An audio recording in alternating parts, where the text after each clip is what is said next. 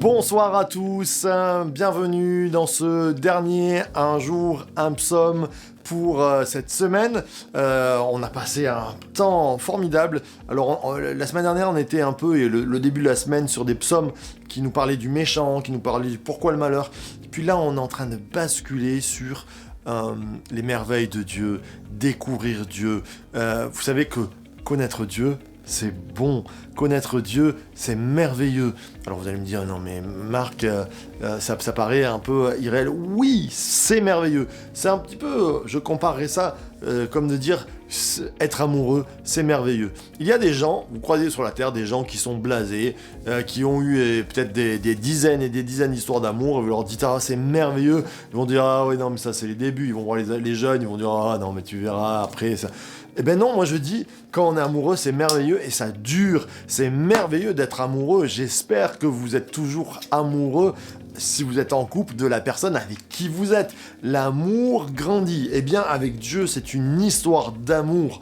Et j'espère qu'il y a toujours cette flamme quand vous ouvrez votre Bible, si vous êtes là, je parle à des convaincus, c'est que sûrement vous avez découvert une flamme et que vous voulez entretenir la flamme. Peut-être que c'est les premières fois que vous venez, et j'ai envie de vous dire, découvrez Dieu. C'est tellement bon, c'est comme une histoire d'amour, d'amitié, où on découvre quelqu'un qui est tellement grand. Alors, prière de David, le psaume 17, on finit en beauté cette semaine. Éternel, écoute ce qui est juste. Sois attentif à mon cri, prête l'oreille à ma prière. Fais avec des lèvres sans ruse, que mon droit paraisse devant ta face, que tes yeux contemplent la droiture. Tu sondes mon cœur, tu le visites la nuit, tu m'éprouves, tu ne trouveras rien. Ma parole ne dépasse pas ma pensée. À la vue des actions des hommes par la parole de tes lèvres, je me garde des sentiers des violents. Mes pas sont fermes dans tes voies, mes pieds ne chancellent point. Je t'invoque car tu me réponds, ô Dieu. Incline vers moi ton oreille, écoute ma parole, toi qui sauves ceux qui cherchent un refuge. Montre les merveilles de tes bienfaits par ta droite contre les assaillants. Garde-moi comme la prunelle de l'œil. Cache-moi à l'ombre de tes ailes. Contre les méchants qui me persécutent, contre mes ennemis acharnés qui me cernent, ils se renferment dans leur graisse. Leur bouche parle avec orgueil. Ils sont sur nos pas. Déjà, ils nous entourent. Ils jettent les yeux sur nous pour nous étendre à terre. On dirait un lion avide de déchirer un lionceau aux aguets dans son repère. Lève-toi, Éternel. Marche à sa rencontre, fais-le plier, délivre-moi du méchant par ton épée. Des hommes par ta main éternelle, des hommes de ce monde, leur part est dans la vie. Tu remplis leur ventre de ce que tu as mis en réserve. Leurs fils sont rassasiés et ils laissent leur superflu à leurs jeunes enfants. Pour moi, avec justice, je verrai ta face. Dès le réveil, je me rassasierai de ton image. Amen, amen et amen. Un psaume haut en couleur. On a une première partie où David se justifie, il dit « Mes lèvres sont pures ». Une première partie, oui, « Mes lèvres sont pures ». Une deuxième partie où il dit « J'invoque Dieu et je vois ses merveilles ». Une troisième partie qui va nous parler des méchants. Et des méchants, il y a une pression qui sont là. On se croirait, pour ceux qui connaissent, qui ont vu Le Seigneur des Anneaux, on dirait quand ils ferment le livre de Gimli, ils sont sur nos pas. Déjà, ils nous entourent, comme s'il y avait quelque chose qui presse, comme si le lion dont il nous est parlé était sur le point de bondir, et puis, à la fin, pour moi, avec justice, je verrai ta face dès le réveil, je me rassasierai de ton image. Un psaume vraiment haut en couleur.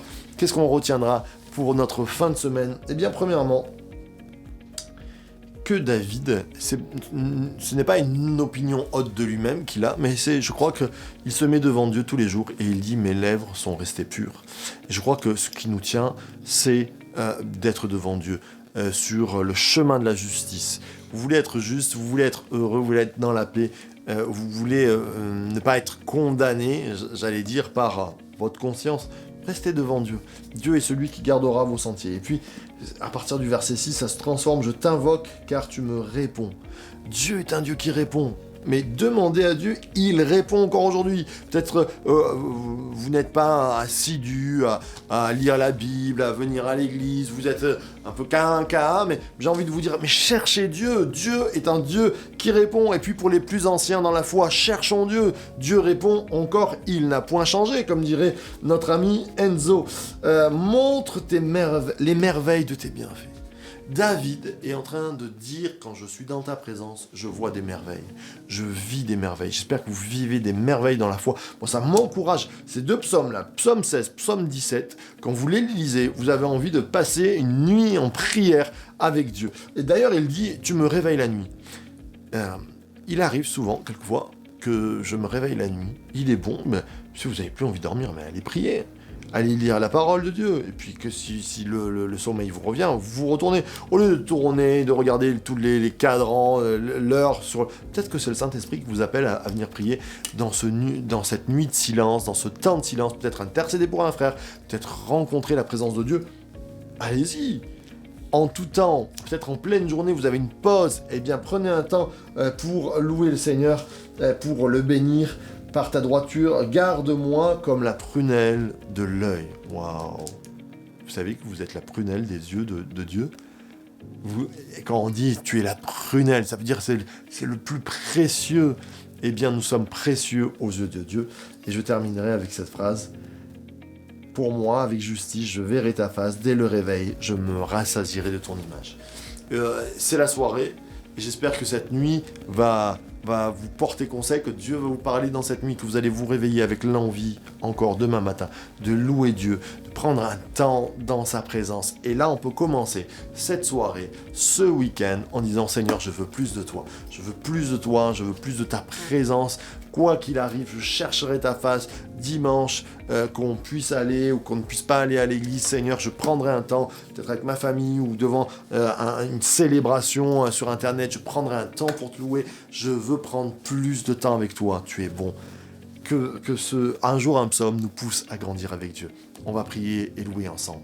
Merci notre Père, tu nous accompagnes par ta parole, elle nous fait du bien, elle nous rassasie. Merci pour ces psaumes qui sont pour nous un sujet de joie. Seigneur, je te prie de bénir mon frère, ma sœur qui sont là derrière leurs écrans, de les encourager, de leur donner le goût de ta présence, le goût de tes merveilles, que ton nom soit élevé parmi nous. Seigneur, bénis cette soirée, cette nuit, parle pendant cette nuit à nos cœurs et que ce week-end nous puissions nous réjouir, que la terre se réjouisse en te célébrant du nord jusqu'au sud, qu'il y ait des adorateurs qui se lèvent pour t'adorer.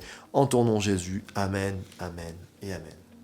Voilà, soyez bénis. On se retrouve bien sûr en ligne sur le dimanche matin pour nos émissions, pour les Jesus Coffee la semaine prochaine dès 7h. Et puis ça continue, un jour un psaume dès 18h, dès lundi.